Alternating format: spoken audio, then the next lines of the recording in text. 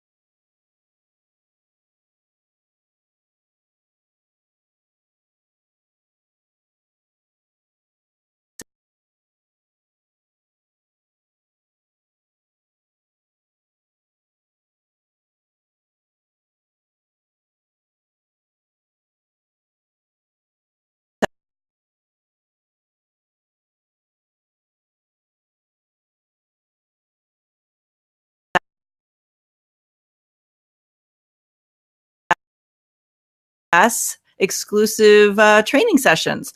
And really, this is meant to be a conversation today to illuminate some things that are getting ready to change today, officially. And if you haven't yet gotten up to speed, we want to give you a little bit of insight on how you can get up to speed quickly.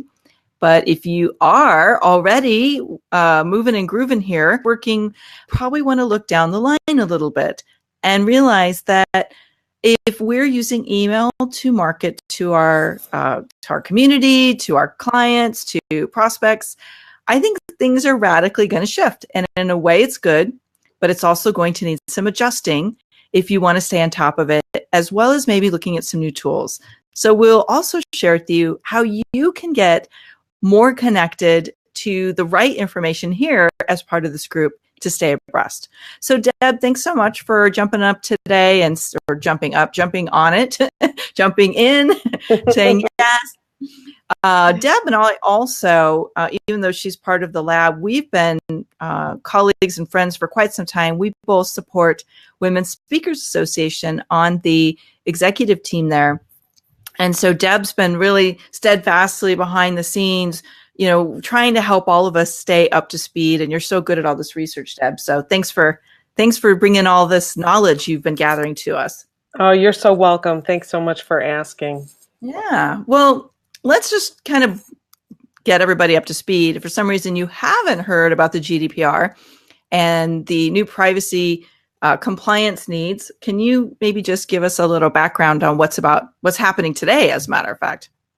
Yes, today is the day it goes into effect. So it's D-Day, and some people are worried about it, some are not. And that's kind of, I think, why we were getting together to have a conversation, is that I think as online entrepreneurs, we need to at least have some information about it so that we can make informed decisions about how we want to handle it. And that's really, I think, the crux of it, is there's a whole range of choices, and just for people to have that information versus just doing nothing because they don't know anything about it.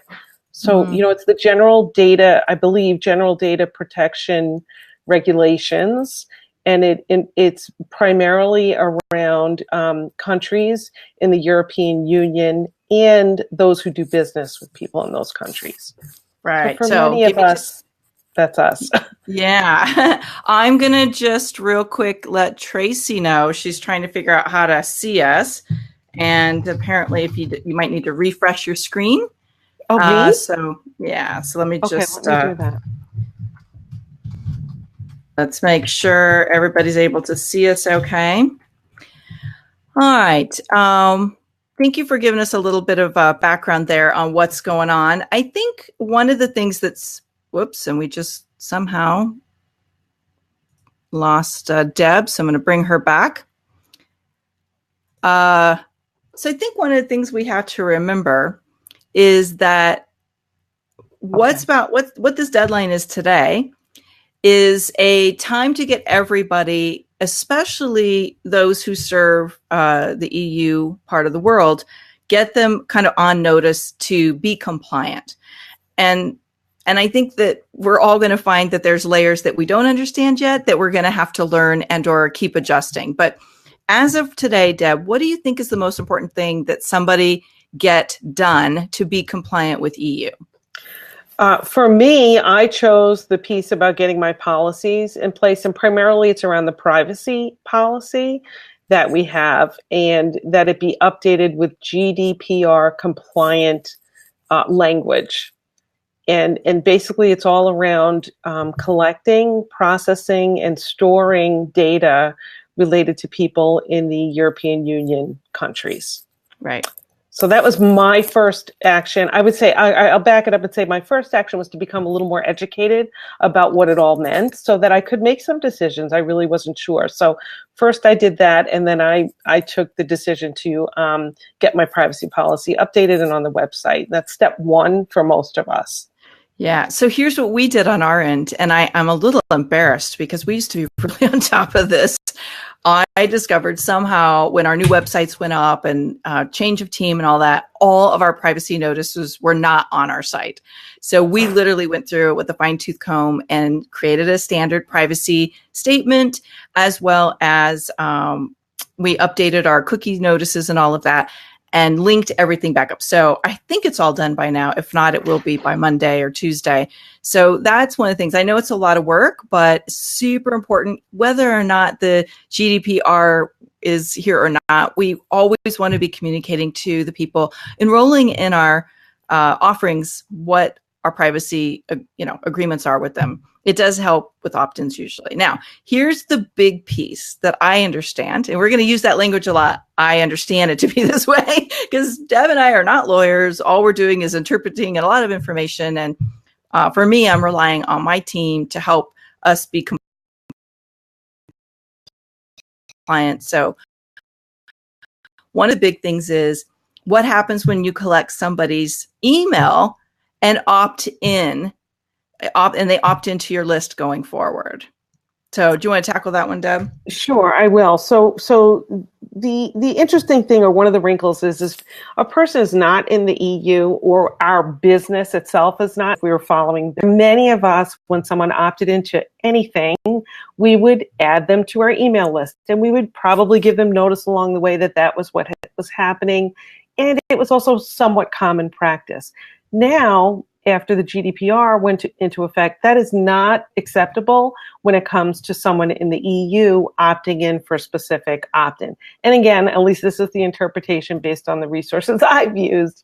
So it seems to be that we can allow them to go through the autoresponder series, but technically, if they have not given explicit consent to receive ongoing email, marketing materials, and what most of us do in our businesses, then we're technically supposed to take them off of the list and delete all their information basically from our databases. So one of the steps to kind of address that is to change our opt-in forms where people actually check boxes saying how their information